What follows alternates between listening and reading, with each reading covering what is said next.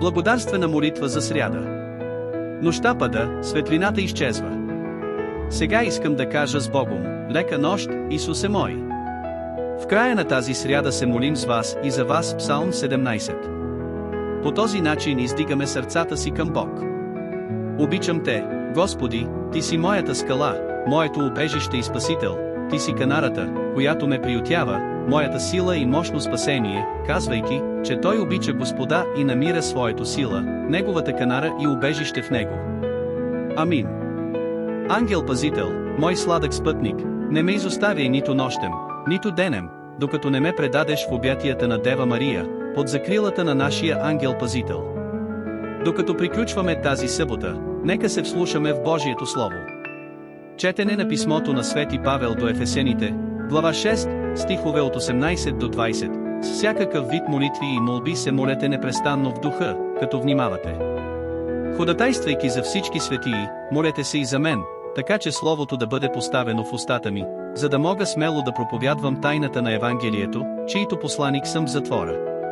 Мога ли да го провъзглася смело, както е мой дълг? Слово Господне. Слава Богу! Свети Павел ни предлага полезен инструмент в тази духовна битка, която водим всеки ден в живота си – инструментът на молитвата. Чрез молитвата ние растем във вярата. Чрез молитвата ние постоянно сме водени от Светия Дух. Защото е вярно, че ние самите не знаем как да се молим, не знаем какво да поискаме.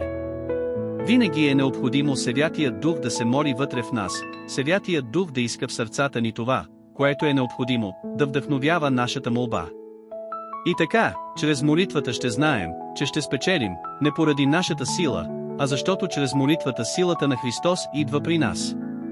Свети Павел моли общността в Ефес да се моли за него, тъй като той също е изправен пред същата ежедневна битка.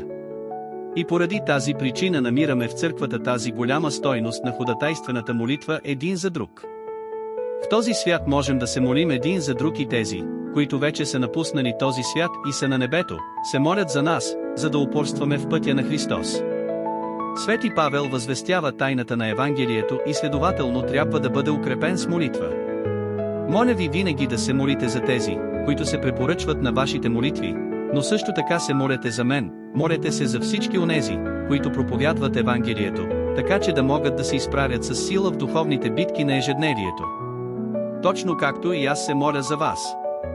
Заедно, в този момент, обединени в дълбока молитва, нека направим нашия изпит на съвестта и след това да се молим един за друг.